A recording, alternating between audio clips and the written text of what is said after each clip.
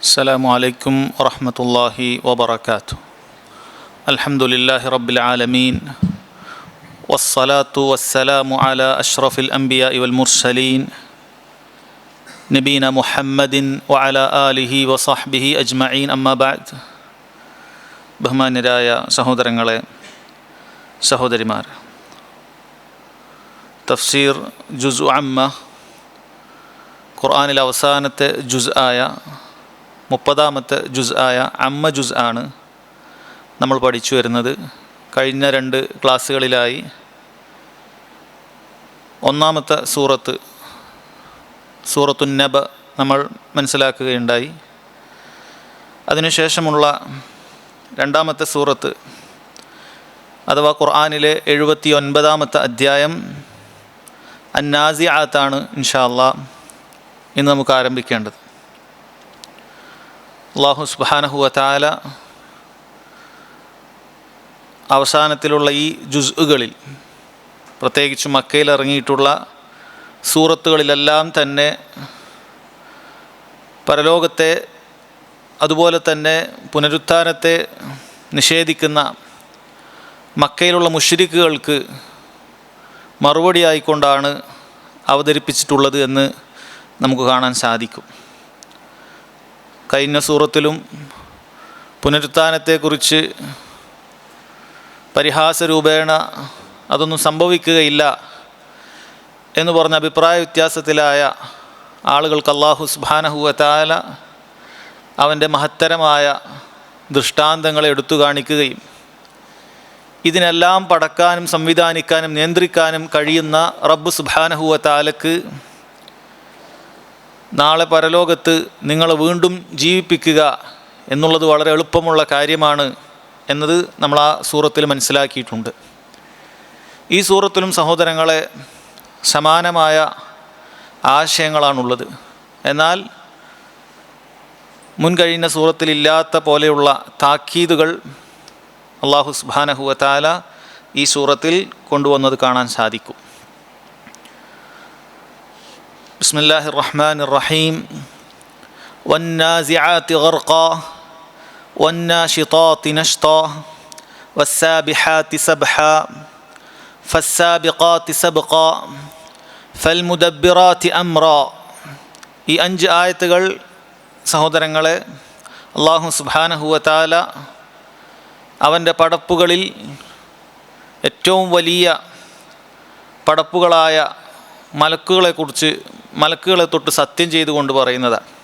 പ്രത്യേകിച്ചും അവസാന ജുസ്ഉകളിൽ അല്ലാഹു സുബ്ഹാനഹു വ തആല അവൻ്റെ മഹത്തരമായ പടപ്പുകളെ തൊട്ട് സത്യം ചെയ്യുന്നത് നമ്മൾ ഒരുപാട് കേട്ടിട്ടുള്ളതാണ്. വശംസി വദ്ദുഹാഹ വൽഖമരി ഇദാ തലാഹ വദ്ദുഹാ വല്ലൈലി ഇദാ സജ. ഒരുപാട് സൂറത്തുകളിൽ അല്ലാഹു രാവിനെ, പകലിനെ, ഭൂമിയെ, ആകാശത്തെ, നക്ഷത്രമണ്ഡലങ്ങളെ, ഇതിനെല്ലാം അല്ലാഹു സുബ്ഹാനഹു വ തആല അതിനെ തൊട്ട് സത്യം ചെയ്യുന്നത് നമുക്ക് കാണാൻ സാധിക്കും. പണ്ഡിതന്മാർ പറഞ്ഞിട്ടുള്ളത്, അല്ലാഹു സുബ്ഹാനഹു വ തആല ഒരു കാര്യത്തെ തൊട്ട് സത്യം ചെയ്തിട്ടുണ്ട് എങ്കിൽ ഒന്ന്, ആ കാര്യം മഹത്തരമായ അല്ലാഹുവിൻ്റെ വലിയ ദൃഷ്ടാന്തങ്ങളായിരിക്കും, നമുക്കൊരുപാട് ചിന്തിക്കാനുണ്ടാകും ആ പടപ്പിനെക്കുറിച്ച്. രണ്ടാമത്തേത്, ശേഷം പറയാൻ പോകുന്ന കാര്യങ്ങൾ അതീവ ഗൗരവമുള്ള കാര്യമായിരിക്കും. ഖുർആൻ മുഴുവനും ഗൗരവമുള്ള കാര്യം മാത്രം തന്നെയാണ്, അതിൽ തമാശകളില്ല. കേട്ട് രസിക്കാനുള്ള കഥകളല്ല അതിൽ കൊടുത്തിട്ടുള്ളത്, മറിച്ച് പാഠങ്ങൾ ഉൾക്കൊള്ളാനുള്ളതാണ്. പക്ഷേ അല്ലാഹു എന്നിട്ടും ഒരു കാര്യം സത്യം ചെയ്ത് പറയുന്നുണ്ട് എങ്കിൽ അത് അതീവ ഗൗരവമുള്ള കാര്യമാണ് എന്ന് പണ്ഡിതന്മാർ ഈ സത്യം ചെയ്യലുമായി ബന്ധപ്പെട്ട ആയത്തുകളെക്കുറിച്ച് വിശദീകരണം പറഞ്ഞത് കാണാൻ സാധിക്കും. എന്താണ് സഹോദരങ്ങളെ ഈ ആയത്തിൽ അല്ലാഹു സുബ്ഹാനഹു വ തആല മലക്കുകളെ കൊണ്ട് സത്യം ചെയ്യാനുള്ള കാര്യം എന്താണ്? അതുപോലെ മൂന്നാമത്തൊരു പാഠം കൂടി സത്യം ചെയ്യലുമായി ബന്ധപ്പെട്ട് നമ്മൾ മനസ്സിലാക്കേണ്ടതുണ്ട്. അല്ലാഹു സുബ്ഹാനഹു വ തആല അവൻ ഉദ്ദേശിക്കുന്ന അവൻ്റെ പടപ്പുകളെ തൊട്ട് സത്യം ചെയ്യുന്നതാണ്.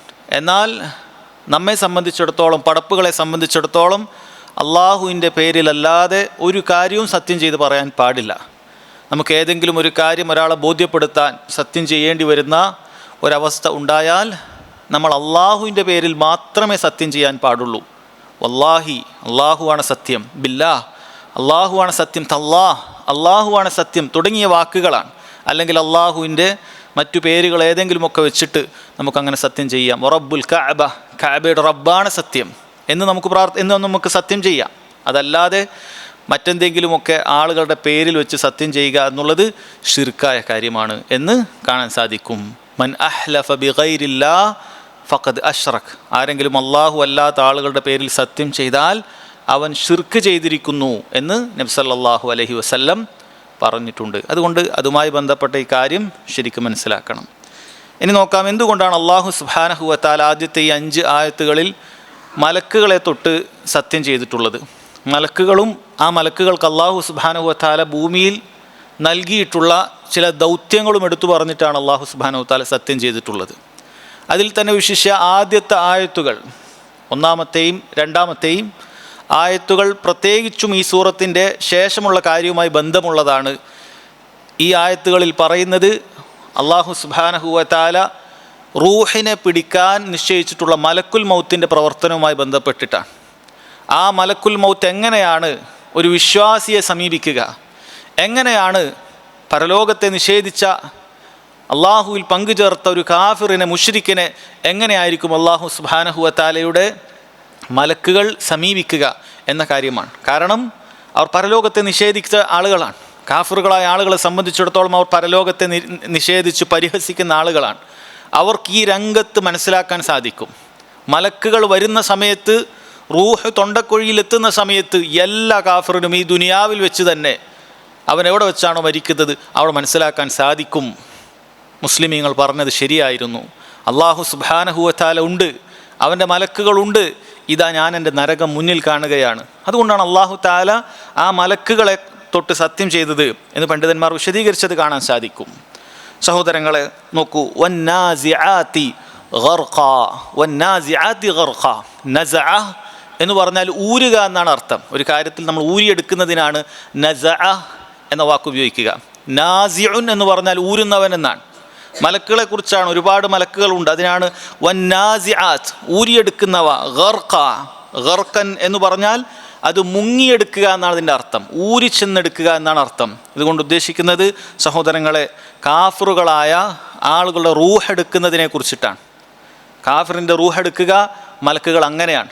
ആ റൂഹിനെ ഊരിച്ചെന്ന് ഊളിയിട്ട് ശരീരത്തിൻ്റെ എല്ലാ ഭാഗത്തു നിന്നും ശക്തമായി പിടിച്ചു വലിച്ചുകൊണ്ട് അങ്ങേയറ്റം വേദനിപ്പിച്ചുകൊണ്ട് പ്രയാസപ്പെടുത്തിക്കൊണ്ടാണ് മലക്കുകൾ റൂഹെടുക്കുക എന്നുള്ളതാണ്. ഖുർആനിൽ ഒരുപാട് സ്ഥലങ്ങളിൽ അല്ലാഹു സുബ്ഹാനഹു വ തആല അതിനെക്കുറിച്ച് പറഞ്ഞിട്ടുണ്ട്. ആ മലക്കുകൾ വേദനിപ്പിക്കുന്നത് അവരുടെ സംസാരം കൊണ്ടുമുണ്ട്, അവരുടെ പ്രവൃത്തി കൊണ്ടുമുണ്ട്. സംസാരം കൊണ്ട് സഹോദരങ്ങളെ, മലക്കുകൾ റൂഹെടുക്കുന്ന സമയത്ത് ഈ വ്യക്തിയോട് പറയുന്നതാണ്, യാ അയ്യതുഹൻ നഫ്സുൽ ഖബീസ കാനത് ഫിൽ ജസദിൽ ഖബീസ. വളരെ മ്ലേച്ഛമായ ശരീരത്തിൽ കഴിഞ്ഞുകൂടിയ മ്ലേച്ഛമായ ആത്മാവെ, നീ പുറത്തേക്ക് വരിക. നിനക്കിതാ നരകത്തിൻ്റെ കരിമ്പുകയുണ്ട്, നരകത്തിൻ്റെ ഹമീമുണ്ട്, ചൂടേറിയ പാനീയമുണ്ട്, ഖസ്സാക്കുണ്ട്, നരകക്കാരുടെ ചലവും തണുത്ത വെള്ളവുമുണ്ട് നിനക്ക്. അതുപോലെയുള്ള ധാരാളം ശിക്ഷകളുണ്ട്. അള്ളാഹുവിൻ്റെ കോപത്തിലേക്ക് നീ ഇറങ്ങി വരിക എന്ന് പറഞ്ഞ് അവനെ പ്രയാസപ്പെടുത്തിയിട്ടാണ് മലക്കുകൾ ഈ റൂഹൂരുന്നത് തന്നെ. ഇനി മലക്കുകളുടെ പ്രയാസപ്പെടുത്തുന്ന പ്രവൃത്തി എന്താണെന്ന് വെച്ചാൽ സഹോദരങ്ങളെ, ആ മലക്കുകൾ ഈ കാഫിറിൻ്റെ മുഖത്തടിക്കുന്നതാണ്. കാഫിറിൻ്റെ മുഖത്ത് മലക്കുകൾ അടിക്കുന്നതാണ്, അവൻ്റെ തലകൾക്കും അടിക്കുന്നതാണ്, പിൻഭാഗത്തും അടിക്കുന്നതാണ്.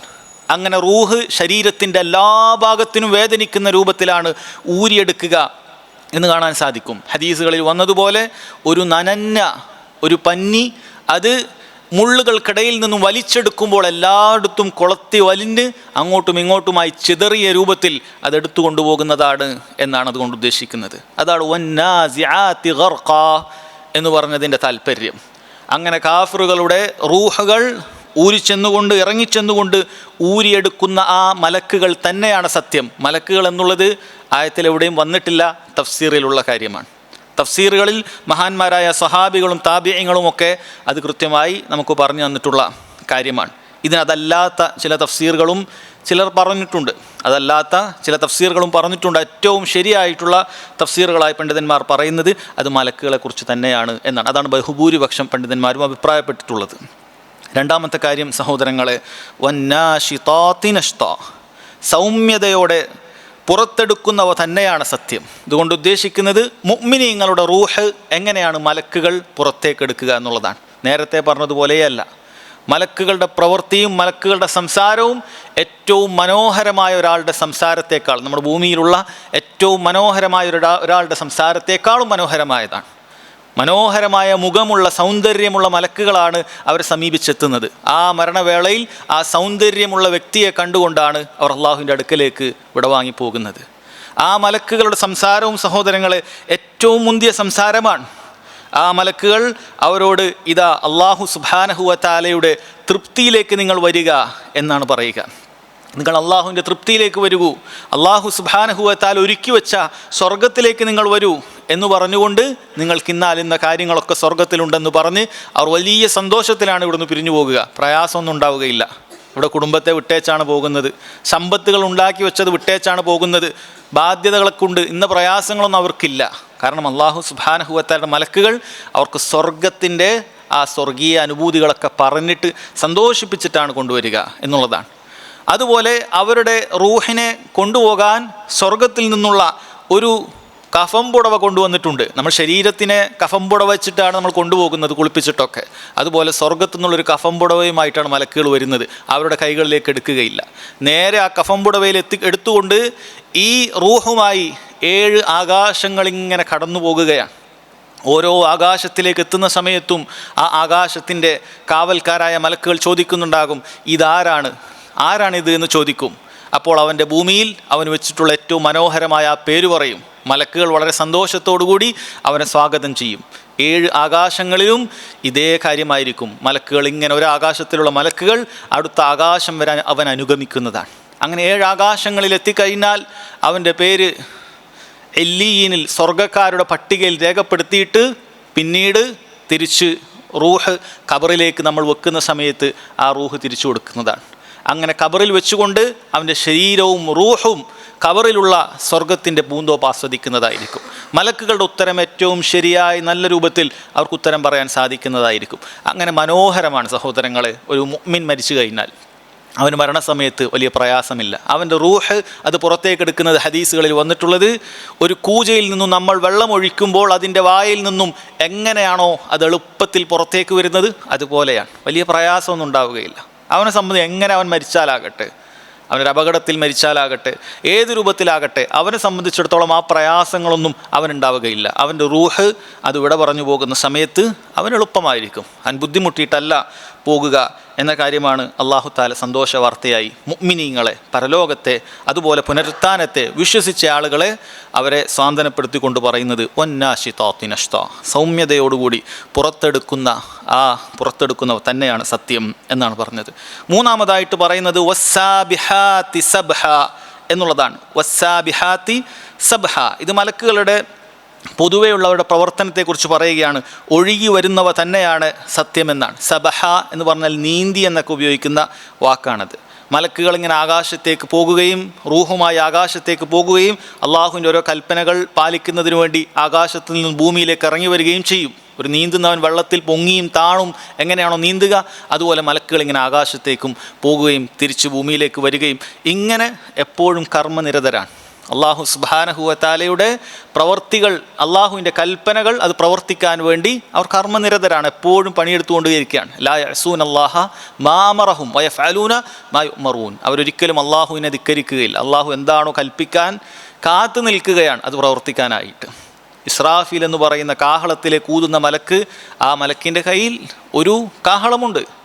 ആ മലക്ക് എപ്പോഴും അർശിൻ്റെ ഭാഗത്തേക്ക് നോക്കിയിരിക്കുകയാണ്. കാരണം എങ്ങാനും ഒരു കണ്ണിമ വെട്ടുന്ന സമയത്ത് വൈകിപ്പോയാലോ, അള്ളാഹു കാഹളത്തിൽ ഊതാൻ പറഞ്ഞതിന് ശേഷം വൈകിപ്പോയാലോ എന്ന് പേടിച്ചിട്ട് അത് നോക്കിക്കൊണ്ടേയിരിക്കുകയാണ്. അങ്ങനെ മലക്കുകൾ സഹോദരങ്ങളെ ഒഴുകി വരുന്നുകൊണ്ടേയിരിക്കുകയാണ്. ആകാശത്തേക്ക് പോകുന്നു, അങ്ങനെ ആകാശത്തു നിന്നും താഴേക്ക് വരുന്നു.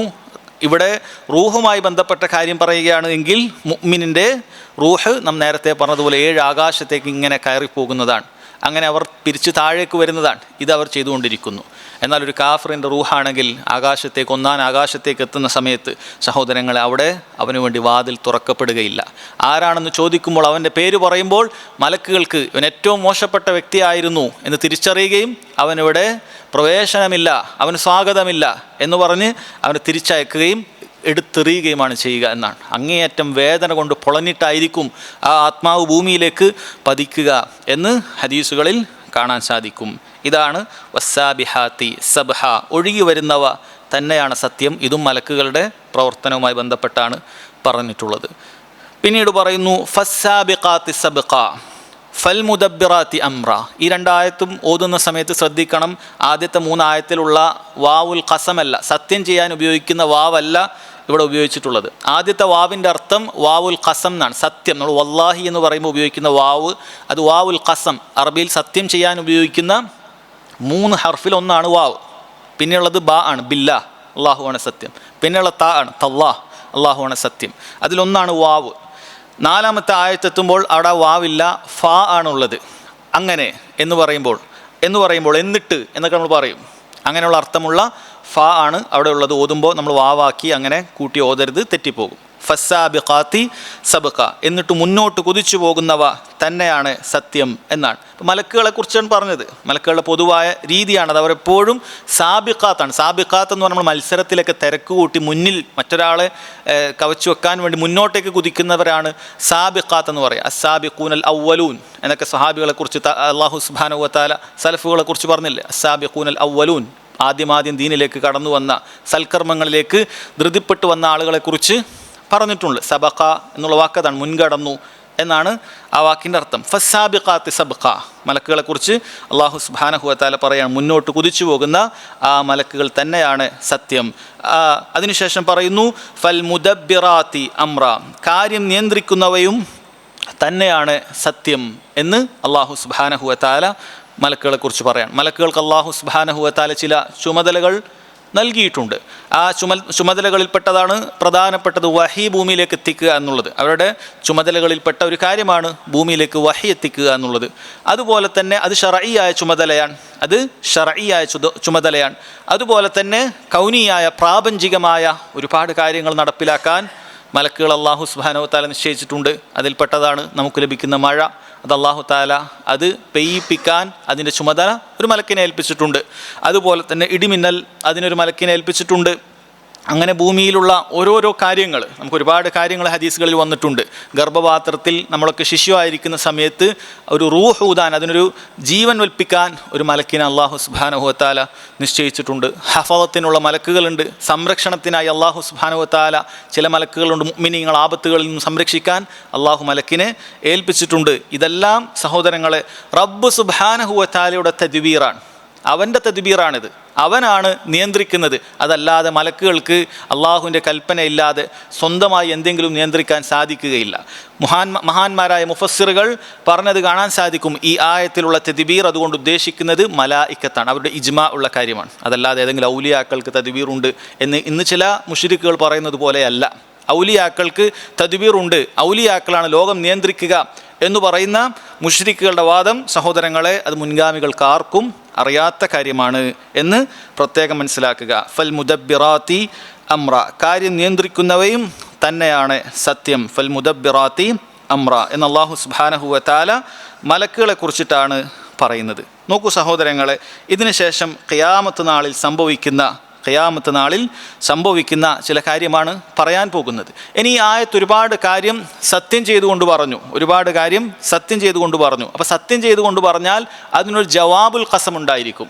നമ്മൾ വല്ലാഹി എന്ന് പറഞ്ഞിട്ട് വെറുതെ നിർത്തുകയില്ലല്ലോ, അതിനൊരു ജവാബുണ്ടാകും. വല്ലാഹി ഞാൻ അങ്ങനെ പോയിട്ടില്ല, അതാണ് എൻ്റെ ജവാബുൽ ഖസം നമ്മൾ മലയാളത്തിൽ പറയുകയാണെങ്കിൽ. അപ്പോൾ അതേപോലെ ഇവിടെ 3 കാര്യത്തെ മലക്കുകളുടെ പ്രവർത്തനങ്ങളെക്കുറിച്ചിട്ടൊക്കെ സത്യം ചെയ്ത് അല്ലാഹു സുബ്ഹാനഹു വതആല പറഞ്ഞിട്ടുണ്ട്. അപ്പം അതിൻ്റെ ജവാബ് അത് തഖ്ദീറാണ്, സങ്കല്പിക്കണം. അതവിടെ കൊടുത്തിട്ടില്ല. മഹാന്മാരായ പണ്ഡിതന്മാർ അത് പറയുകയാണ്. അതിൻ്റെ തഖ്ദീർ ലതുബഅസന്ന വലതുഹാസബന്ന, നിങ്ങൾ ഉയർത്തെഴുന്നേൽപ്പിക്കപ്പെടുക തന്നെ ചെയ്യും, നിങ്ങൾ വിചാരണ ചെയ്യപ്പെടുക തന്നെ ചെയ്യും എന്നാണ് ഇതിൻ്റെ താല്പര്യം. ഈ മലക്കുകൾ ഇവർ അല്ലാഹു സുബ്ഹാനഹു വതആലയുടെ അവൻ്റെ കൽപ്പന പ്രകാരം ഇതെല്ലാം ചെയ്യുന്നതാണ് എന്ന് റബ്ബ് സുബ്ഹാനഹു വതആല പറയുകയാണ്. അതിനുശേഷം സഹോദരങ്ങളെ, അന്ത്യനാളിൽ അല്ലാഹു തആല അന്ത്യനാളിൻ്റെ ഭയാനകമായ സംഭവങ്ങളെക്കുറിച്ച് പറയുന്നു. യൗമ തർജുഫുർ റാജിഫ, ആ നടുക്കുന്ന സംഭവം, നടുക്കമുണ്ടാക്കുന്ന ആ ദിവസം അല്ലാഹു സുബ്ഹാനഹു വതആല ഖിയാമത്ത് നാളിനെ കുറിച്ചാണ് പറയുന്നത്. ഇവിടെ ഒന്നാമത്തെ ഊത്താണ് ഉദ്ദേശിക്കുന്നത് അന്നഫ്ഹത്തുൽ ഊല. മലക്ക് ആദ്യമായി കാഹളത്തിൽ ഊതുന്ന സമയത്ത് ലോകത്തുള്ള മുഴുവൻ മനുഷ്യരും മരിച്ചു വീഴുന്നതാണ്. അള്ളാഹു ഉദ്ദേശിക്കുന്ന ചിലരൊഴികെ എല്ലാവരും മരിച്ച് വീഴുന്നതായിരിക്കും. അതാണ് യൗമ തർജുഫുർ റാജിഫ എന്നുകൊണ്ട് ഉദ്ദേശിക്കുന്നത്. ആ നടുക്കുന്ന സംഭവം, നടുക്കമുണ്ടാക്കുന്ന ആ ദിവസം അഥവാ ഖിയാമത്ത് നാൾ അള്ളാഹു സുബ്ഹാനഹു വ തആല പറയുന്നു തത്ബഉഹ റാദിഫ. ആ ഊത്തിന് ശേഷം മറ്റൊരു ഊത്ത് അതിനെ തുടർന്നുണ്ട്, അതിനെ തുടർന്ന് പിന്നാലെ മറ്റൊന്നും. തത്ബഉഹ അതിനെ പിന്തുടരുന്നു. അറാദിഫ അതേപോലെയുള്ള ഭയങ്കരമായ ഒരു ഊത്ത് അന്ന് സംഭവിക്കുന്നതാണ്. ഘോര ശബ്ദത്തോടു കൂടിയാണ് സഹോദരങ്ങളെ അത് സംഭവിക്കുക എന്നുള്ളത് ഖിയാമത്ത് നാളുമായി ബന്ധപ്പെട്ട സുദീർഘമായ ഹദീസുകളിൽ കാണാൻ സാധിക്കും. ഈ ആദ്യത്തെ ഊത്തും രണ്ടാമത്തെ ഊത്തും നമ്മൾ കഴിഞ്ഞ ക്ലാസ്സിൽ മനസ്സിലാക്കിയതുപോലെ ഇതിനിടയിലുള്ള സമയം എന്ന് പറയുന്നത് ഹദീസിൽ വന്നത് 40 എന്നാണ്, 40 എന്നാണ്. 40 യൗമൻ എന്നോ ദിവസമെന്നോ 40 ഷഹ്റൻ എന്നോ 40 സനത്തൻ എന്നോ ഒന്നും വന്നിട്ടില്ല. മാസമെന്നോ വർഷമെന്നോ വന്നിട്ടില്ല. മറിച്ച് 40 അതിൻ്റെ കാലയളവ് എത്രയാണെന്ന് അള്ളാഹു അഅലം നമുക്ക് അറിയിച്ചു തന്നിട്ടില്ല. തത്ബഉഹ റാദിഫ ഒന്നാമത്തെ ഊത്തിന് ശേഷം അതിനെ തുടർന്ന് പിന്നാലെ മറ്റൊന്നും എന്നാണ് പറയുന്നത്. അന്നേ ദിവസം മനുഷ്യരെങ്ങനെയായിരിക്കും? ഖുലൂബുൻ യൗമഇദിൻ വാജിഫ. ചില ഹൃദയങ്ങൾ അന്ന് വിറച്ചുകൊണ്ടിരിക്കും. കാഫിറുകളെ കുറിച്ചിട്ടാണ് അവിടെ പറയുന്നത്. കാരണം അവർ ഇതെല്ലാം നേരത്തെ എന്തൊക്കെ കാര്യങ്ങളാണോ അവർ നിഷേധിച്ചത് ഇതെല്ലാം അവർ കണ്ടുകൊണ്ടിരിക്കുകയാണ്. എന്നാൽ മുഅ്മിനീങ്ങളെ സംബന്ധിച്ചിടത്തോളം ഖിയാമത്ത് നാൾ അവർക്ക് ഭയമുണ്ടാക്കുന്ന കാര്യം തന്നെയാണ്. പക്ഷെ അവരുടെ യഖീൻ വർദ്ധിക്കുകയാണ്. അല്ലാഹു സുബ്ഹാനഹു വ തആല പറഞ്ഞ കാര്യം ഇതാ ഇവിടെ സംഭവിച്ചു കൊണ്ടിരിക്കുകയാണ് എന്ന് അവർക്ക് മനസ്സിലാകും. ഉയർത്തെഴുന്നേൽക്കുന്ന സമയത്ത് അവർക്ക് അറിയുന്ന കാര്യമാണ്. എന്നാൽ ഈ കാഫിറുകളെ സംബന്ധിച്ചിടത്തോളം അവർ ദുനിയാവിൽ കേട്ട് തള്ളിക്കളഞ്ഞ് തീർന്നില്ല, പരിഹസിച്ച് അങ്ങനെ അവരുടെ കാര്യങ്ങൾ അവർ തീർത്തിട്ടുള്ള ഈ കാര്യം സഹോദരങ്ങൾ അവരുടെ നെഞ്ച് അവർ പൊട്ടിപ്പോകുന്ന രൂപത്തിൽ അതിൻ്റെ ഹൃദയം ഇങ്ങനെ അടിച്ചുകൊണ്ടേയിരിക്കും. അതാണ് ഖുലൂബുൻ ഹൃദയങ്ങൾ യൗമഇദിൻ വാജിഫ് എന്ന് വിറച്ചുകൊണ്ടിരിക്കും എന്നാണ് പറഞ്ഞത്. അതിൻ്റെ സ്ഥലം തെറ്റിപ്പോകും, സ്ഥാനം തെറ്റിപ്പോകും. ഈ ഖിയാമത്ത് നാളിലുള്ള ഓരോ സംഭവ വികാസങ്ങൾ കാണുന്ന സമയത്ത് അത് സ്ഥാനം തെറ്റിപ്പോകും. അല്ലാഹു സുബ്ഹാനഹു വ തആല ഒരു അടിമക്ക് 2 നിർഭയത്വവും 2 പേടിയും നൽകുകയില്ല എന്നാണ്. അവൻ ദുനിയാവിൽ അല്ലാഹു സുബ്ഹാനഹു വ തആലയെ പേടിച്ചവനാണെങ്കിൽ, ദുനിയാവിൽ അല്ലാഹു സുബ്ഹാനഹു വ തആലയെ പേടിച്ചവനാണെങ്കിൽ ആഖിറത്തിൽ അവന് അമ്നുണ്ടാകും. ദുനിയാവിൽ അല്ലാഹുവിനെക്കുറിച്ചും അവൻ്റെ അദാബിനെക്കുറിച്ചും അമ്നിലുണ്ടായവൻ, നിർഭയത്വത്തിലുണ്ടായവൻ ആഖിറത്തിൽ പേടിക്കും. അള്ളാഹു അവനെ അവിടെ പേടിക്കും. രണ്ടും ഉണ്ടാവുകയില്ല. 2 സ്ഥലത്തും അവന് നിർഭയനായി കഴിയുക. ഒന്നും ഇല്ല, ഒന്നും പേടിക്കാനില്ല, ഒന്നും നോക്കാനില്ല. അല്ലെ, മുഅ്മിനീങ്ങളെ സംബന്ധിച്ചിടത്തോളം അവർ അള്ളാഹുവിനെ പേടിച്ച് കഴിയുന്നവരാണ്. എന്തുകൊണ്ടാണ് നമ്മൾ ബാങ്ക് കേൾക്കുമ്പോൾ നേരെ മസ്ജിദിലേക്ക് വരുന്നത്? എന്തിനു വേണ്ടിയിട്ടാണ്? ആ മസ്ജിദിൽ വരുന്നത് എന്തിനു വേണ്ടിയിട്ടാണ്? നിസ്കരിക്കുന്നത് എന്തിനു വേണ്ടിയിട്ടാണ്? റബ്ബിനെ പേടിക്കുന്നത് കൊണ്ടാണ്. നമുക്ക് വേണം നിസ്കരിക്കാതെ ഈ കാഫിറുകളെ പോലെ ഇരുന്നൂടെ?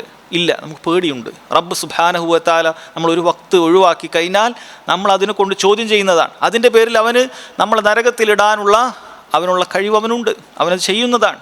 അവനെ തടയാൻ ആർക്കും സാധിക്കുകയില്ല, അവനോട് വാദിക്കാൻ ആർക്കും സാധിക്കുകയില്ല. ആ പേടി കൊണ്ടാണ് നമ്മൾ നിസ്കരിക്കാൻ വരുന്നത്. അതിനു മുമ്പ് നമ്മൾ കൃത്യമായി വുളു എടുക്കുന്നു. ഒരു അവയവം പോലും നനയാതെ വിടാൻ നമുക്ക് പേടിയാണ്. കാരണം വുളു ശരിയായിട്ടില്ല, നിസ്കാരം ശരിയാവുകയില്ല. എന്തിനു വേണ്ടിയിട്ടാണ് അത്ര കൃത്യത? പേടിയുള്ളത് കൊണ്ടാണ്. അങ്ങനെ ദുനിയാവിൽ ഓരോ കാര്യങ്ങളിലും സാമ്പത്തിക ഇടപാടുണ്ടാകുന്ന സമയത്ത്, എന്തെല്ലാം മാർഗങ്ങൾ നമുക്ക് എളുപ്പമാകുന്ന സമയത്തും അള്ളാഹുവിനെ പേടിച്ചുകൊണ്ട് ഹലാലായത് മാത്രം മതി, ഹറാമായ ഒരു രൂപയും എനിക്ക് വേണ്ടതില്ല എന്ന് പേടിച്ച് നമ്മൾ ആ കാര്യങ്ങളിലെല്ലാം സൂക്ഷ്മത കാണിക്കുന്നതിന് വേണ്ടിയിട്ടാണ്. ഖിയാമത്ത് നാളിനെ പേടിച്ചിട്ടാണ്. റബ്ബ് സുബ്ഹാനഹു വ തആലയെ പേടിച്ചിട്ടാണ്. സ്വർഗവും നരകവും ഉണ്ടെന്നുള്ള പേടിച്ചിട്ടാണ്. അങ്ങനെ റബ്ബിനെ പേടിച്ചിട്ട് ജീവിതത്തിൻ്റെ എല്ലാ മേഖലകളിലും സൂക്ഷിക്കുന്ന ആളുകൾക്ക് നാളെ അമ്നുണ്ടാകും, നിർഭയത്വം ഉണ്ടാകും.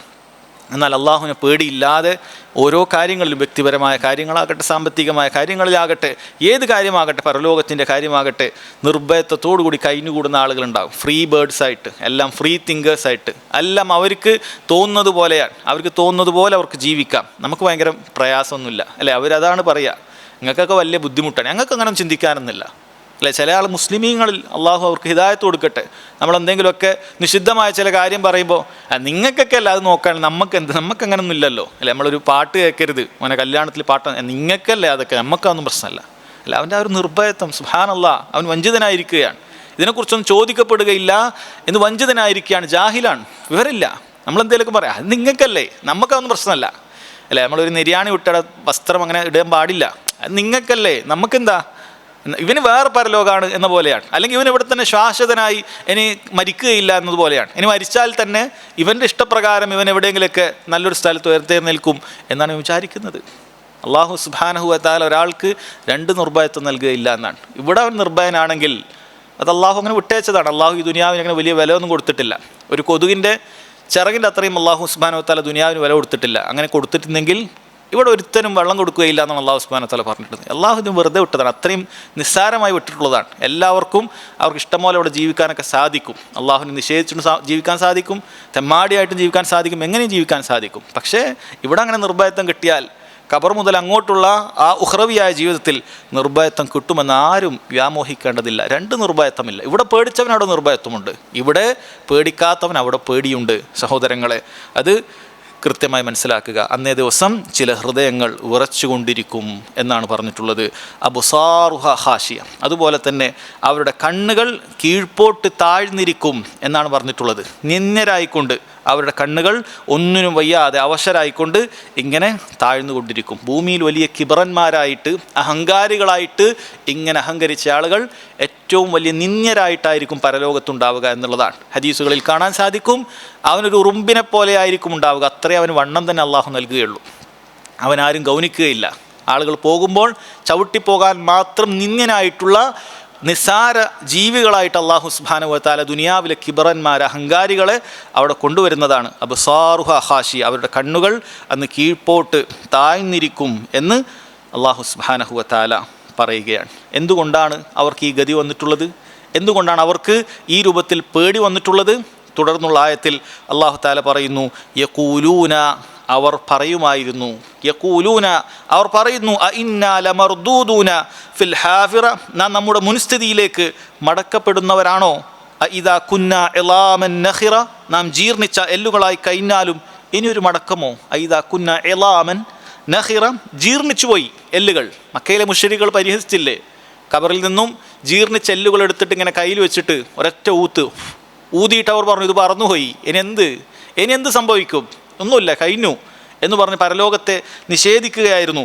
അള്ളാഹു സുബ്ഹാനഹു വ തആല എന്തുകൊണ്ടാണ് അവർക്ക് ഈ ശിക്ഷ ലഭിക്കുന്നത് എന്ന് പറയാൻ അവർ പറഞ്ഞു, ഇനി അങ്ങനെ പരലോകമൊന്നുമില്ല, പരലോകം എന്ന് പറയുന്ന കാര്യമൊന്നുമില്ല, നമ്മളങ്ങനെ ഇനി പഴയ സ്ഥിതിയിലേക്ക് മടക്കപ്പെടുകയോ, നമ്മളെങ്ങനെ ഏതൊരവസ്ഥയിലാണോ മരിച്ചത് അതിലേക്ക് ഇനി മടക്കപ്പെടുകയോ, ജീർണിച്ചെല്ലുകളായി കഴിഞ്ഞിരിക്കുന്നു, ഇനി അതിന് സാധ്യതയില്ല എന്നാണ്.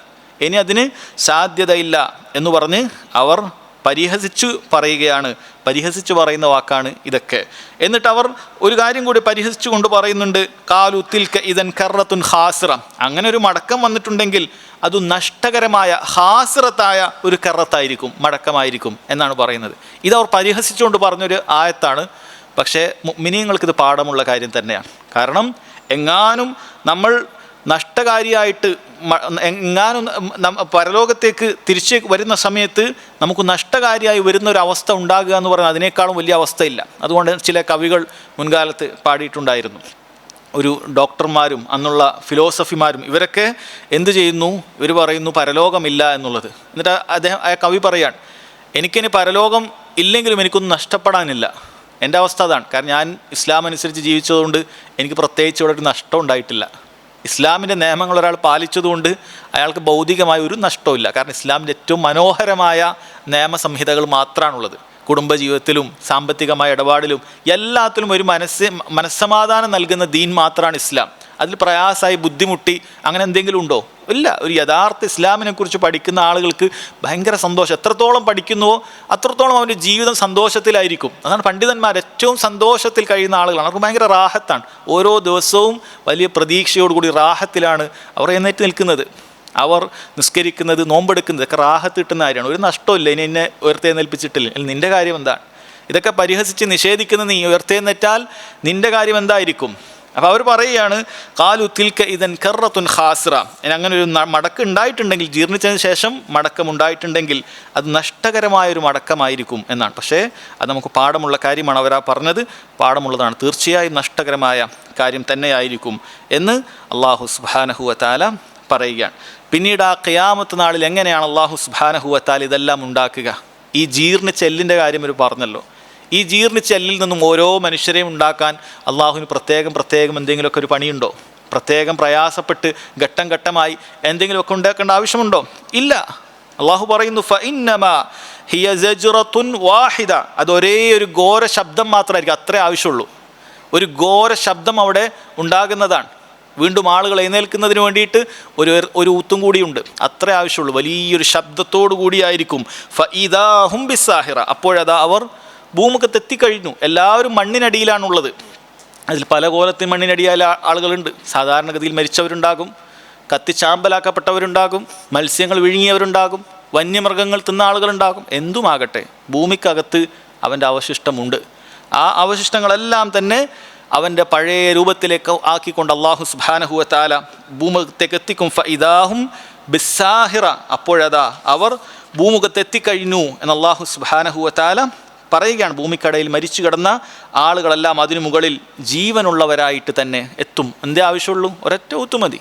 അള്ളാഹു സുബ്ഹാനഹു വ തആലക്ക് ഇങ്ങനെ നിങ്ങളെ വീണ്ടും പടക്കുക എന്നുള്ളതിന് വലിയ പ്രയാസമോ ഒരുപാട് സമയമെടുക്കേണ്ട കാര്യമോ ഒന്നുമല്ല എന്ന് റബ്ബ് സുബ്ഹാനഹു വ തആല അവിടെ വളരെ വ്യക്തമാക്കി നൽകുകയാണ്. മുശ്രിക്കുകൾക്കും അതുപോലെ മുഅ്മിനീങ്ങളായ ആളുകൾക്കും പാഠമാക്കിക്കൊണ്ട് റബ്ബ് സുബ്ഹാനഹു വ തആല പറയുകയാണ്.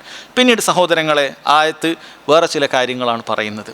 പരലോകത്തെക്കുറിച്ച് പറഞ്ഞതിന് ശേഷം, പരലോകമുണ്ട് എന്നൊക്കെ പറഞ്ഞതിന് ശേഷം, സത്യനിഷേധികൾക്ക് മറുപടി പറഞ്ഞതിന് ശേഷം പിന്നീട് അതാ കാണുന്നു മൂസ അലൈഹി സ്വലാത്തു വസ്സലാമയുടെ ഒരു ചരിത്രമാണ് പറയുന്നത്. ഹൽ അതാക ഹദീസു മൂസ, മൂസാ നബിയുടെ വർത്തമാനം താങ്കൾക്ക് വന്നെത്തിയ റസൂലെ, ഇദ് നാദാഹു റബ്ബുഹു ബിൽ വാദിൽ മുഖദ്ദസി തുവ, തുവ എന്ന പരിശുദ്ധ താഴ്വരയിൽ വെച്ച് അദ്ദേഹത്തിൻ്റെ റബ്ബ് അദ്ദേഹത്തെ വിളിച്ച് ഇപ്രകാരം പറഞ്ഞ സന്ദർഭം എന്ന് പറഞ്ഞ് ഒരു ചരിത്രം പറയുകയാണ്. എന്താണ് അങ്ങനെ പെട്ടെന്ന് മൂസ അലൈഹി സ്വലാത്തു വസ്സലാമയുടെ ചരിത്രത്തിലേക്ക് മാറിയത്? നിങ്ങൾ ശരിക്കും ചിന്തിക്കേണ്ടതാണ്. ഖുർആൻ ഓതുന്ന സമയത്ത് നമ്മളടക്കൊക്കെ അർത്ഥം ഒന്ന് വെച്ചിട്ട് ഓതണം. എന്താണ് പെട്ടെന്നൊരു അർത്ഥമാറ്റം അങ്ങനെ കാണാൻ സാധിക്കും? അല്ലാതെ ഒരു സൂറത്തും വളരെ കുറഞ്ഞ സൂറത്തേ ഉണ്ടാവുള്ളൂ, ആദ്യം മുതൽ അവസാനം വരെ ചെറിയ ചെറിയ സൂറത്ത് മാത്രമേ അങ്ങനെ ഉണ്ടാവുള്ളൂ. വലിയ വലിയ സൂറത്തുകളാകുമ്പോൾ 5 6 ആയത്ത് വരുമ്പോൾ, അല്ലെങ്കിൽ 10 ആയത്ത് വരുമ്പോൾ, 15 ആയത്ത് വരുമ്പോൾ വിഷയം മാറുന്നത് കാണാൻ സാധിക്കും. ഈ വിഷയം മാറൽ വെറുതെ അങ്ങനെ ഒരു വിഷയം മാറിയതല്ല, മറിച്ച് അതിന് വലിയ ബന്ധം ഉണ്ടാകും. ഇവിടെ സഹോദരങ്ങളെ, പണ്ഡിതന്മാർ വിശദീകരിച്ചത് കാണാൻ സാധിക്കും. മൂസ അലൈഹി സ്വലാത്തു വസ്സലാമയുടെ ചരിത്രമാണ് ഖുർആനിൽ ഒരുപാട് പരാമർശിച്ചിട്ടുള്ള ചരിത്രം. മൂസ അലൈഹി സ്വലാത്തു വസ്സലാമയുടെ, അദ്ദേഹത്തിൻ്റെ പേരാണ് അമ്പിയാക്കളുടെ കൂട്ടത്തിൽ ഏറ്റവും പരാമർശിച്ചിട്ടുള്ളത് ഖുർആനിൽ. ഏകദേശം 64 തവണ എന്തോ അദ്ദേഹത്തിൻ്റെ പേരുണ്ട്. എന്തുകൊണ്ടാണ് അദ്ദേഹത്തിൻ്റെ ചരിത്രവും മറ്റും ഒരുപാട് പറയാൻ കാരണം? നബി സല്ലല്ലാഹു അലൈഹി വസല്ലമയെയും കൂടെയുള്ള വിശ്വാസികളെയും ആശ്വസിപ്പിക്കുന്നതിന് വേണ്ടിയിട്ടാണ്. മക്കിയായ സൂറത്താണ്. മുസ്ലിമീങ്ങൾ പ്രയാസത്തിലും ബുദ്ധിമുട്ടിലും ഉള്ള സമയത്താണ് ഈ ആയത്തുകളൊക്കെ ഇറങ്ങുന്നത്. അപ്പോൾ അവർക്ക് ഈമാനികമായി അള്ളാഹു സുബ്ഹാനഹു വ തആല മുൻകഴിഞ്ഞുപോയ അമ്പിയാക്കൾക്കും അവരെ അനുധാവനം ചെയ്തവൾക്കും ഇതേപോലെയുള്ള പ്രയാസങ്ങൾ ഉണ്ടായിട്ടുണ്ട്. അതിനുദാഹരണമാണ് മൂസ അലൈഹി സ്വലാത്തു വസ്സലാം. അദ്ദേഹത്തിൻ്റെ കഥ നിങ്ങൾക്കറിയുമോ എന്ന് പറഞ്ഞിട്ടാണ് പണ്ഡിതന്മാർ പറയുന്നത്. 2 കാരണമാണത്. ഒന്ന്, മുൻകഴിഞ്ഞു പോയ അമ്പിയാക്കൾക്കും, നബിയെ താങ്കൾ ആദ്യമായിട്ടുണ്ടായ ഒരു നബിയല്ല, താങ്കളുടെ ജനത ആദ്യത്തെ മുഅ്മിനീങ്ങളുമല്ല, എല്ലാ അമ്പിയാക്കൾക്കും അവരെ അനുസരിച്ച പ്രയാസം അനുഭവിച്ചിരുന്ന അവരുടെ ഉമ്മത്തുണ്ടായിരുന്നു. അപ്പോൾ അങ്ങനെയുള്ള ആളുകൾ കഴിഞ്ഞു പോയിട്ടുണ്ട്. നബിയെ താങ്കളെപ്പോലെ പ്രയാസം അനുഭവിച്ച നബിമാർ കഴിഞ്ഞു പോയിട്ടുണ്ട്. താങ്കളുടെ സമുദായത്തെ പോലെ പ്രയാസം അനുഭവിച്ച സ്വഹാബത്ത് മുൻകഴിഞ്ഞു പോയ അമ്പിയാക്കൾക്കും ഉണ്ടായിട്ടുണ്ട് എന്ന കാര്യം പറയാൻ വേണ്ടിയിട്ടാണ്. അതുപോലെ തന്നെ ആ ചരിത്രത്തിലൊക്കെ അള്ളാഹു സുബ്ഹാനഹു വ തആല അമ്പിയാക്കൾക്ക് അന്തിമ വിജയം നൽകിയതും അവരുടെ ശത്രുക്കൾക്ക് പരാജയം നൽകിയതും അള്ളാഹു സുബ്ഹാനഹു വ തആല ഇവിടെ പറയുന്നുണ്ട്. അതെന്തിനു വേണ്ടിയിട്ടാണ്? മക്കയിൽ നിങ്ങളിപ്പോൾ വളരെ കുറഞ്ഞ ആളുകളേ ഉള്ളൂ, നിങ്ങൾക്ക് വലിയൊരു ശക്തി ഉണ്ടെന്ന് നിങ്ങൾക്കിപ്പോൾ അറിയില്ല അല്ലേ? ഈ ആയത്തിറങ്ങുന്ന സമയത്ത് സഹാബികൾക്ക് അറിയോ ഇനിയൊരു മക്കം ഫത്ത് ഉണ്ടാകും, ഈ മക്ക മുഴുവൻ നമ്മുടെ അധികാരത്തിലെത്തും, ലോകം മുഴുവനും ഇസ്ലാം വ്യാപിക്കുമെന്നുള്ളത് സഹാബികൾക്ക് അറിയില്ലല്ലോ. ആയത്തിറങ്ങുന്നേ ഉള്ളൂ. അള്ളാഹു സുബ്ഹാനഹു വ തആല ആശ്വസിപ്പിക്കുകയാണ്. ഇത്ര വലിയ ഫിർഔൻ, ഈജിപ്തിനെ ഭരിച്ചിട്ടുള്ള, മിസ്റിനെ ഭരിച്ചിട്ടുള്ള വലിയ ഫിർഔന്മാരുണ്ടായിട്ടുണ്ട്. ഇവരെല്ലാം കടപുഴകി വീണിട്ടുണ്ട്. കേവലം ദുർബലനായ മൂസ അലൈഹി സ്വലാത്തു വസ്സലാം, അദ്ദേഹത്തിൻ്റെ സംസാരത്തിന് പോലും പ്രശ്നമുള്ള ഒരാളാണ്, വിക്കലുള്ള വ്യക്തിയാണ് അദ്ദേഹം. ദുർബലരായ ബനു ഇസ്രായേലുകാരാണ് അദ്ദേഹത്തോടൊപ്പം ഉള്ളത്. ഈ ഫിർഔൻ ആരാണ്? ഒരു രാജ്യത്തിൻ്റെ വലിയ ഭരണാധികാരിയാണ്, സ്വേച്ഛാധിപതിയാണ്. അദ്ദേഹം അടക്കി ഭരിക്കുകയാണ്. അന റബ്ബുക്കുമുൽ അഅല എന്ന് പറഞ്ഞ് മിസ്റിനെ അടക്കി ഭരിക്കുന്ന ആ ഫിർഔൻ ഉണ്ടായിരുന്നു. അവൻ്റെ അവസ്ഥ എന്താണ്? എന്തു പറ്റി അവനെ സംബന്ധിച്ചിടത്തോളം? അവൻ അവിടെ നശിച്ചില്ലാതായിരിക്കുന്നു, അവൻ്റെ ആളുകൾക്ക് നാമാവശേഷമായിരിക്കുന്നു. ഇന്നും ഫിർഔൻ്റെ ആളെന്ന് പറഞ്ഞ് ആരെങ്കിലും അവിടെ ഉണ്ടോ? ഇല്ല. അവരെ പറിച്ച് കേൾക്കുമ്പോൾ ലഅനഹുല്ലാ, അള്ളാഹു അവനെ ശപിക്കട്ടെ എന്ന് പറയുന്ന ആളുകളാണ് ഇന്നുള്ളത്. അപ്പോൾ അള്ളാഹു സുബ്ഹാനഹു വ തആല നബി സല്ലല്ലാഹു അലൈഹി വസല്ലം മുഅ്മിനീങ്ങൾക്കും ആശ്വസിപ്പിക്കുന്ന വാക്കുകളാണ് ഇവിടെ കൊടുക്കുന്നത്. നോക്കൂ സഹോദരങ്ങൾ, അന്ന് എത്ര പേരാണുള്ളത്? ഈ ആയത്ത് കേൾക്കുന്ന സമയത്ത്, ഈ ആയത്ത് ഇറങ്ങുന്ന സമയത്ത് മക്കയിലുണ്ടായിരുന്ന മുസ്ലിമീങ്ങൾ എത്ര പേരായിരിക്കും? പ്രയാസം അനുഭവിച്ചുകൊണ്ടേയിരിക്കുകയാണ്. അവരിൽ പലരും മുശ്രിക്കുകളുടെ വേദനകൾ ഏറ്റുവാങ്ങിക്കൊണ്ടേയിരിക്കുകയാണ്. ബിലാൽ റളിയല്ലാഹു അൻഹു ചൂട്ടുപൊള്ളുന്ന മരുഭൂമിയിൽ കടന്ന് വലിച്ചു കൊണ്ടുപോയിക്കൊണ്ടിരിക്കുന്ന അവസ്ഥയിലാണത്. അമ്മാറും സുമയ്യയും റളിയല്ലാഹു അൻഹും എല്ലാവരും പ്രയാസപ്പെടുന്ന സമയത്താണ് ഈ ആയത്ത്. പിന്നീട് എന്തുണ്ടായി? എന്തായിരുന്നു പര്യവസാനം? മുസ്ലിമീങ്ങളുടെ ഇസ്സത്ത് വർദ്ധിച്ചു കൊണ്ടേയിരുന്നു. അള്ളാഹു സുബ്ഹാനഹു വ തആല സഹായം നൽകി. മദീനയിലേക്ക് അവർ പലായനം ചെയ്തു. ഇസ്ലാം അത് വ്യാപിച്ചു കൊണ്ടിരുന്നു. ഇന്ന് എവിടെ എത്തി? ഇസ്ലാം ലോകം മുഴുവൻ എത്തിക്കഴിഞ്ഞിരിക്കുന്നു. സഹോദരങ്ങളെ, അങ്ങനെ എവിടെയെങ്കിലൊക്കെ ഒതുക്കാമെന്ന് വിചാരിച്ചപ്പോൾ ഇസ്ലാം വളരുക മാത്രമാണ് ചെയ്തത്. ഇസ്ലാം ഒതുങ്ങിപ്പോയിട്ടില്ല എന്ന കാര്യം ഇത് ആശ്വസിപ്പിക്കുന്നതിന് വേണ്ടി സ്വഹാബികളെ അള്ളാഹു സുബ്ഹാനഹു വ തആല ആശ്വസിപ്പിക്കുന്നതിന് വേണ്ടി, നബി സല്ലല്ലാഹു അലൈഹി വസല്ലമയെ ആശ്വസിപ്പിക്കുന്നതിന് വേണ്ടിയിട്ടാണ് ഇടയ്ക്ക് ഇങ്ങനെയുള്ള ചരിത്രം പറയുന്നത് എന്ന് മുഫസ്സിറുകൾ വിശദീകരിച്ചത് കാണാൻ സാധിക്കും.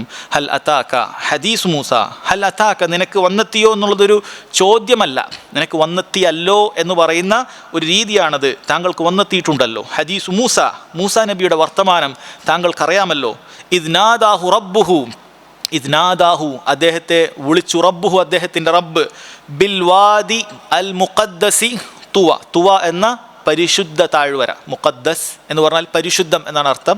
വാദിൻ എന്ന് പറഞ്ഞാൽ താഴ്വര എന്നാണ് അർത്ഥം. ഇദ്നാദാഹു അദ്ദേഹത്തെ വിളിച്ചു, റബ്ബുഹു അദ്ദേഹത്തിൻ്റെ റബ്ബ്, ബിൽ വാദിൽ മുഖദ്ദസി തുവ, തുവ എന്ന പരിശുദ്ധ താഴ്വരയിൽ വെച്ച്. അവിടെ മൂസ അലൈഹി സ്വലാത്തു വസ്സലാമയോട് അള്ളാഹു സംസാരിച്ചിട്ടുള്ള താഴ്വരയാണത്. നമുക്കറിയാവുന്ന കാര്യമാണ്. സൂറത്തു താഹയിലൊക്കെ അതുമായി ബന്ധപ്പെട്ട് അള്ളാഹു സുബ്ഹാനഹു വ തആല മൂസ അലൈഹി സ്വലാത്തു വസ്സലാമയോട് സംസാരിക്കുന്ന കാര്യങ്ങളൊക്കെ പറയുന്നുണ്ട്. അതിൻ്റെ ചുരുങ്ങിയ രൂപം മാത്രമാണ് ഇത്. അത് ഖുർആൻ്റെ രൂപം അങ്ങനെയാണ്. ഖുർആൻ ഒരു സ്ഥലത്ത് വിശദമായി പറഞ്ഞ കാര്യം വേറൊരു സ്ഥലത്ത് ചുരുങ്ങിയ രൂപത്തിൽ പറയും. എന്താണ് അള്ളാഹു സുബ്ഹാനഹു വ തആല സംസാരിച്ച കാര്യം മൂസയോട്? ഇദ്ഹബ് ഇലാ ഫിർഔൻ ഇന്നഹു തഗ, ഓ മൂസ ഇദ്ഹബ് നീ പോകണം, ഇലാ ഫിർഔൻ ഫിർഔനിൻ്റെ അടുക്കലേക്ക് ഇസ്ലാമിക പ്രബോധനവുമായി നീ പോകേണ്ട സമയമായിട്ടുണ്ട്.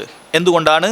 കാരണം ഇന്നഹു തഗ, അവൻ എല്ലാ പരിധിയും ലംഘിച്ചിട്ടുണ്ട്, അവൻ എല്ലാ പരിധിയും ലംഘിച്ചിരിക്കുന്നു എന്ന് അല്ലാഹു സുബ്ഹാനഹു വ തആല പറയണം. അവൻ അങ്ങേയറ്റം തെമ്മാടിയായി ജീവിക്കാൻ തുടങ്ങിയിട്ടുണ്ട്. അങ്ങേയറ്റം തെമ്മാടിയായി അവിടെയുള്ള ജനങ്ങളോടും അവൻ ഏറ്റവും മോശമായ രൂപത്തിലാണ് പെരുമാറുന്നത്. ജനങ്ങൾ ഉപദ്രവിക്കുന്നു, പ്രയാസപ്പെടുത്തുന്നു. അങ്ങനെ അവൻ്റെ തുഗ്യാൻ, അവൻ്റെ പരിധി വിടൽ അത് അങ്ങനെ എത്തിയിട്ടുണ്ട്. അതുകൊണ്ട് നീ മൂസ അലൈഹി സ്വലാത്തു വസ്സലാമയുടെ നീ ഫിർഔനിൻ്റെ അടുക്കലേക്ക് പോകണമെന്ന് മൂസ അലൈഹി സ്വലാത്തു വസ്സലാമയോട് പറയാണ്. ഇത് ഖുർആനിൽ മറ്റു സ്ഥലത്തൊക്കെ കാണാൻ സാധിക്കും. നീ പോകേണ്ടത് ഫഖൂലാ ലഹു ഖൗലൻ ലയ്യിന എന്ന് അല്ലാഹു തആല പറഞ്ഞിട്ടുണ്ട്. മൂസയും കൂടെ ആരുണ്ട്? മൂസ അലൈഹി സ്വലാത്തു ആവശ്യപ്പെടുന്നുണ്ട്, ഞാൻ എൻ്റെ സംസാരം തന്നെ ശരിയില്ല, വിക്കലുള്ള വ്യക്തിയാണ്, എനിക്ക് ആരെങ്കിലുമൊക്കെ ഒരാളെ എൻ്റെ അഹി ഹാറൂനെ കിട്ടിയാൽ നന്നായിരുന്നു. അങ്ങനെ ഹാറൂൻ നബി അദ്ദേഹവും അലൈഹിസ്സലാം കൂടെ പോകുന്നുണ്ട്. അങ്ങനെ രണ്ടുപേരോടും അല്ലാഹു തആല പറഞ്ഞതാണ് ഇദ്ഹബ ഇലാ ഫിർഔൻ, നിങ്ങൾ ഫിർഔൻ്റെ അടുക്കലേക്ക് പോവുക. വഖൂലാ ലഹു ഖൗലൻ ലയ്യിന, നിങ്ങൾ ലയ്യനായ വാക്ക് പറയണം. ആരോടാണ്? അല്ലാഹു സുബ്ഹാനഹു വ തആല. പണ്ഡിതന്മാർ ദഅവത്ത് ചെയ്യുമ്പോൾ, നമ്മൾ ആളുകളോട് നസീഹത്ത് ഉപദേശങ്ങൾ നൽകുമ്പോൾ അതിൻ്റെ ഒരു മൻഹജായിട്ട്, രീതിശാസ്ത്രമായിട്ട് ഈ ആയത്തിനെ അവർ തെളിവാക്കിയത് കാണാൻ സാധിക്കും. എത്ര വലിയ തെമ്മാടിയാണെങ്കിലും നീ ഖൈർ ഉദ്ദേശിച്ച് സംസാരിക്കുന്നതാണ് എങ്കിൽ നിൻ്റെ സംസാരം ഖൈറായിരിക്കണം. നീ അവനെപ്പോലെ തെമ്മാടിത്തരം പറയാൻ പാടില്ല. അവൻ എത്ര വലിയ തെമ്മാടിയാണെങ്കിലും നീ അതേപോലെ പ്രതികരിക്കാൻ പാടില്ല. നീ അവനെ അടുക്കലേക്ക് പോകുന്നത് ദീനിലേക്ക് ദാവത്ത് നടത്താനാണോ, അല്ലാഹു സുബ്ഹാനഹു വ തആലയിലേക്ക് ദാവത്ത് നടത്താനാണോ എങ്കിൽ ഖൗലൻ ലയ്യിൻ, വളരെ നൈർമല്യമുള്ള, അവന് ഹക്ക് സ്വീകരിക്കാൻ സാധിക്കുന്ന രൂപത്തിലുള്ള വാക്ക് പറയണം.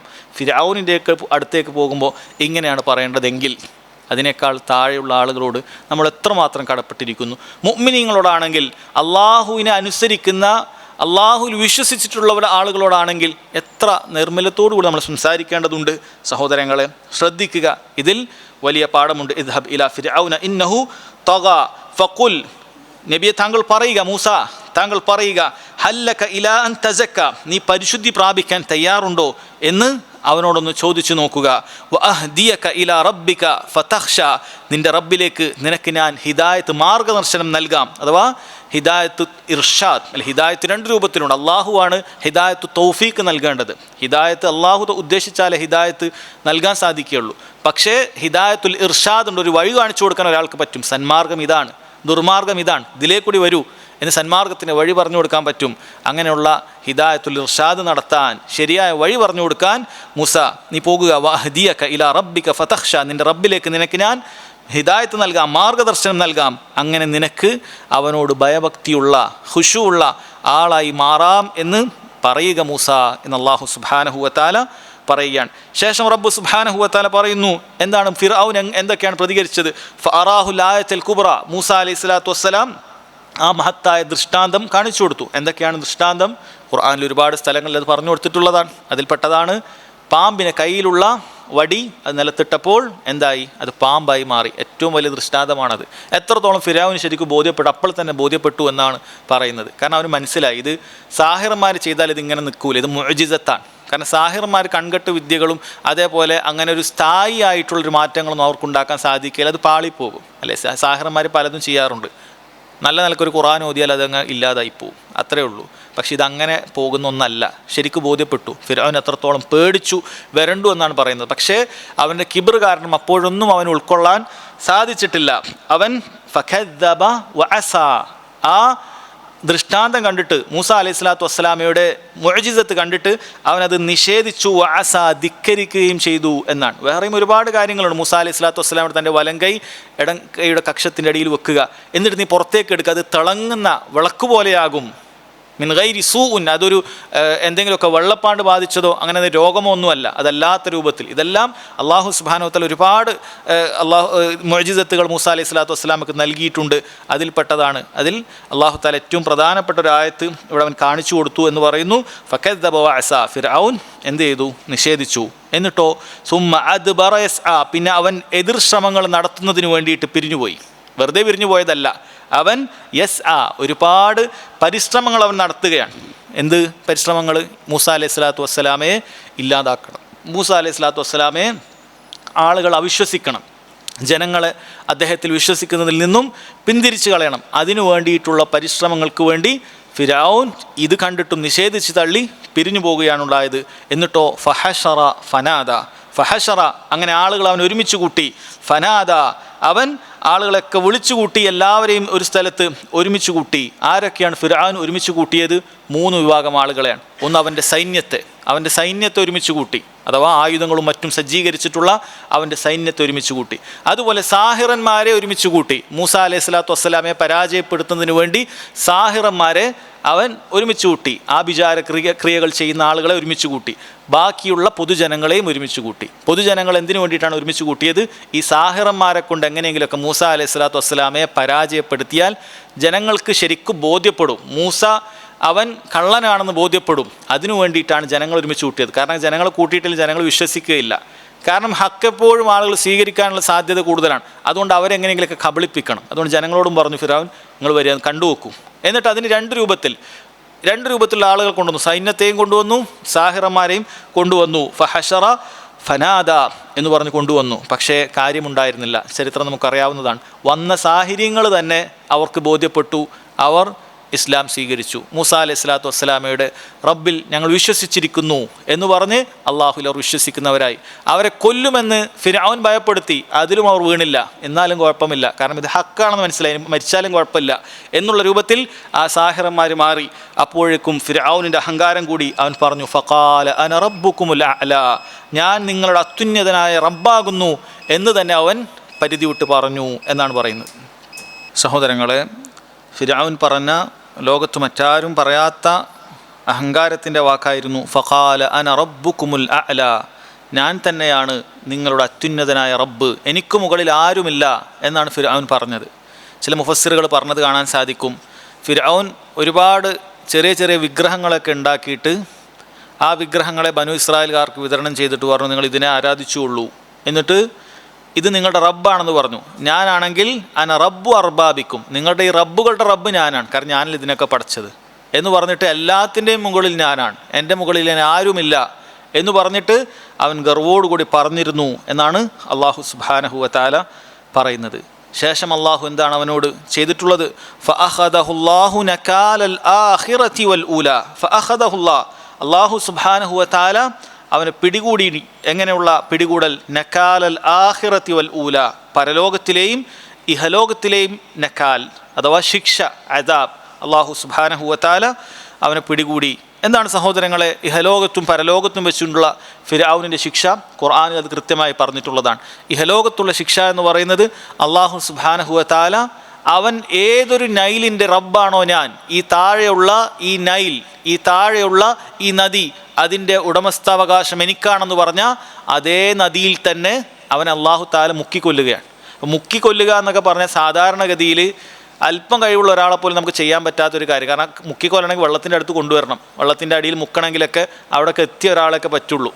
അങ്ങനെയുള്ള കാര്യമാണ്. നമുക്ക് വേറെ പല രൂപത്തിലൊക്കെ കൊല്ലാൻ സാധിക്കും. മുക്കിക്കൊല്ലൽ എളുപ്പമാണ്, പക്ഷേ എല്ലാവരും സാധിക്കുകയില്ല.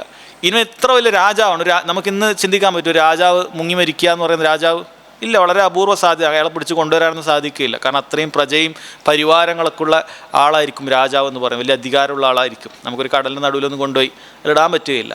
പക്ഷേ എന്താണ് സംഭവം ഉണ്ടായതിൻ്റെ ചരിത്രം നമുക്കറിയാവുന്നതാണ്. അയാൾ ആ കടലിൻ്റെ ഒത്ത നടുവിൽ തന്നെ എത്തുകയും പിളർന്ന കടൽ അത് ഒരുപോലെ ആവുകയും ചെയ്തു. അവൻ ചിന്തിക്കാൻ പോലും സാധിച്ചിട്ടില്ല. മൂസ അലൈഹി സ്വലാത്തു വസ്സലാമയുടെ ഒരു മുഅ്ജിസത്ത് അപ്പോഴെങ്കിലും അവൻ ചിന്തിക്കാൻ പറ്റണമായിരുന്നു. കാരണം വടി കൊണ്ടടിച്ചപ്പോൾ 2 പർവ്വത സമാനമായി കടലുകൾ ഉയർന്നു നിൽക്കുകയാണ്.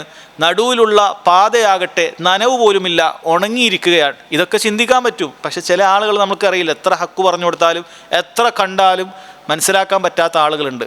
അതിൻ്റെ തലവനായിരുന്നു ഫിർഔൻ. അവനതൊന്നും മനസ്സിലാക്കാൻ പറ്റിയില്ല. ആ സമയത്ത് മൂസയെ കൊല്ലണം എന്നുള്ള ചിന്തയല്ലാതെ വേറൊരു കാര്യം അവൻ മനസ്സിലാക്കാൻ പറ്റുന്നില്ല. ആ സമയത്ത് വരെ ചിന്തിക്കാമായിരുന്നു, പക്ഷെ പറ്റിയിട്ടില്ല. അവസാനം ഒത്ത നടുവിൽ വെച്ച് അല്ലാഹു സുബ്ഹാനഹു വ തആല ഉയർന്നു പൊങ്ങിയ കടലുകളെ നേരെയാകാൻ കൽപ്പിക്കുകയും നേരെയാകുകയും അവനവിടെ മുങ്ങി മരിക്കുകയും ചെയ്തു. അങ്ങേയറ്റത്തെ പ്രയാസം അനുഭവിച്ചുകൊണ്ടുള്ള മരണമാണ് അവന് ദുനിയാവിൽ കിട്ടിയത്. അതാണ് നക്കാലൽ ആഖിറത്തി വൽ ഊല. വൽ ഊല എന്ന് പറഞ്ഞാൽ ഇഹലോകമാണ് ഉദ്ദേശിക്കുന്നത്. ആദ്യത്തേത് എന്ന് പറഞ്ഞാൽ ഇഹലോകമാണ് ഉദ്ദേശിക്കുന്നത്. ഇഹലോകത്ത് അവന് നക്കാലുണ്ടായി, പ്രയാസമുണ്ടായി, ശിക്ഷയുണ്ടായി എന്ന് പറഞ്ഞു.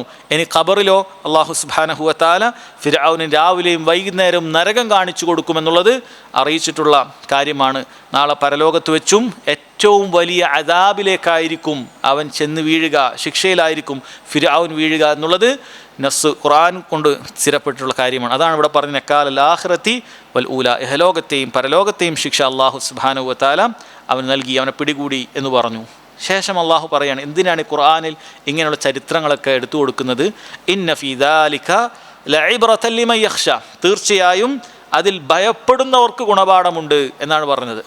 എല്ലാ ചരിത്രങ്ങളും എല്ലാ കാര്യങ്ങളും എല്ലാവർക്കും ഗുണപാഠമല്ല. 3 ക്വാളിറ്റി ഒരാൾക്കുണ്ടെങ്കിലേ ഗുണപാഠം ഉണ്ടാകുകയുള്ളൂ എന്ന് ഖുർആനിൽ പറയുന്നത് കാണാൻ സാധിക്കും. ഒന്ന് ഈമാനാണ്, വിശ്വാസികൾക്കേ ഗുണപാഠം ഉണ്ടാവുകയുള്ളൂ.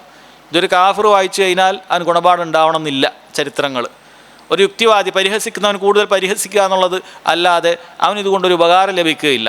ഈമാൻ ഒന്ന് വേണം. അല്ലാഹു തആല പറഞ്ഞല്ലോ, വദക്കിർ ഫഇന്ന ദിക്റ തൻഫഉൽ മുഅ്മിനീൻ. നീ ഉത്ബോധനം ചെയ്യുക, അതിൽ തുടർന്നുകൊണ്ടേയിരിക്കുക ആര് നിന്നെ പരിഹസിച്ചാലും. കാരണം മുഅ്മിനീങ്ങൾക്ക്, അള്ളാഹുൽ വിശ്വസിക്കുന്നവർക്ക് അതിൽ ഉപകാരം ഉണ്ടാവും, തീർച്ചയാണത്.